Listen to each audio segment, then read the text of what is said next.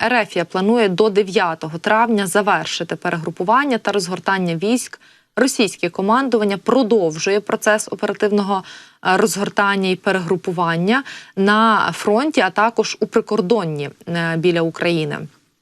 Про це повідомляє, зокрема, координатор групи «Інформаційний спротив» Костянтин Машовець. За його даними, Росія розгортає сили угрупування «Сєвєр», зокрема, у зону його відповідальності входить якраз прикордоння, це Брянська, Курська та Білгородська область, і там переміщають сили і засоби.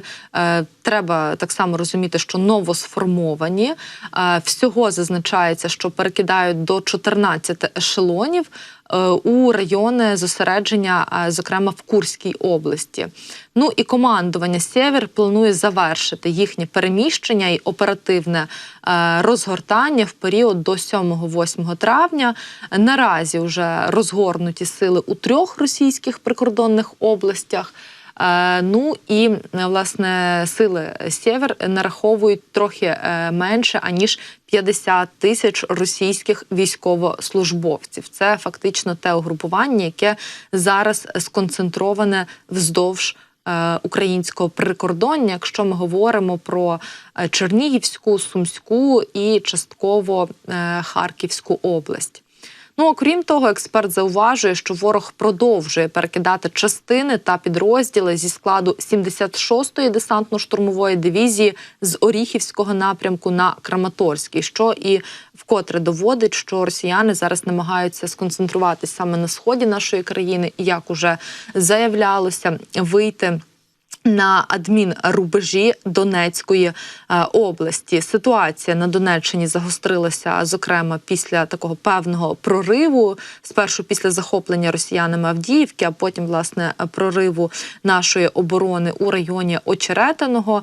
Власне, звідти окупанти можуть рухатись як далі на Покровськ, це достатньо велике місто в Донецькій області і теж свого роду логістичний центр, так і, власне, на Часів Яр для того, аби вже згодом можливо атакувати в тому числі і Костянтинівку. Якщо говорити про Часів Яр, то після захоплення цього стратегічного міста на Донеччині у росіян з'явиться можливість атакувати інші так само великі міста, зокрема на Донеччині, це і Краматорськ, в тому числі і Костянтинівка, і Дружківка, і так далі. Тому ситуація дійсно достатньо напружена саме в Донецькій області. Ну і, зокрема, у 3-й окремій штурмовій бригаді також заявили про те, що готуються зараз до найгіршого сценарія для того, аби бути готовими, власне, протидіяти російської армії, і очікують, власне, на нову спробу великого наступу. Можемо послухати детальніше. Вони намагаються промацувати, де можна рухатися, де не можна. Слава Богу, особливих успіхів у них зараз немає. Але особисто я і моя команда готуємося до найгіршого сценарію – того, що Росія повторить спробу масової атаки на різних фронтах із метою суттєвого просування вглиб України.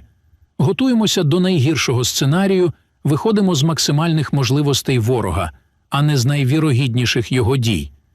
Думаю, що Росія буде ходити, але чи встигне вона походити першою – це велике питання.